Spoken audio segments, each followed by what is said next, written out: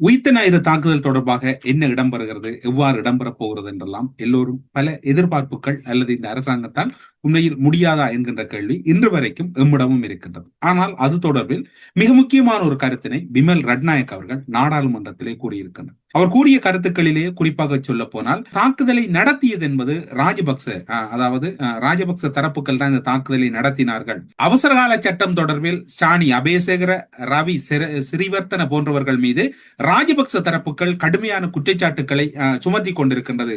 ஒரு வகையில் பார்க்கின்ற போது இது ஒரு ஆபத்தான சமிக்கையாக இருக்கலாம். குற்றவாளிகளுக்கு குரல் கொடுக்கும் ஒரு கட்சியாக ராஜபக்சக்களின் கட்சி மாறி இருக்கின்றது. ஈஸ்டர் தாக்குதல் தொடர்பில் தனியான ஒரு விசாரணை ஏற்படுத்துவதற்கான இடம் ஒதுக்கப்பட்டுள்ளது. அது ராஜபக்சக்களுக்கு மிகவும் கலக்கத்தை ஏற்படுத்தி இருக்கின்றது.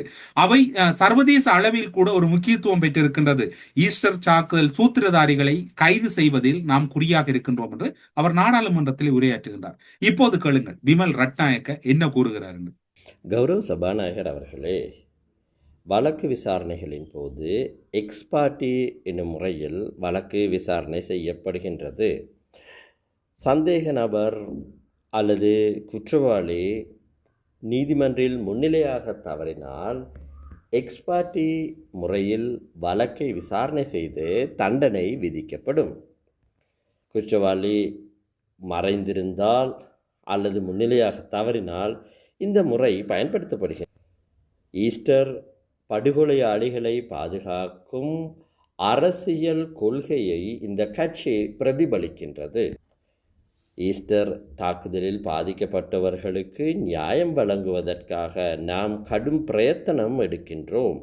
இது குறித்து நான் இந்த நாட்டின் சட்டத்தரணிகள், புத்திஜீவிகள் ஆகியோருக்கு சவால் விடுக்கின்றேன்.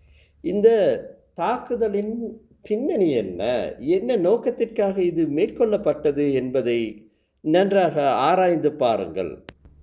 உங்களது பாராட்டு எங்களுக்கு தேவையில்லை. மக்களின் பாராட்டு மட்டுமே நாங்கள் எதிர்பார்க்கின்றோம்.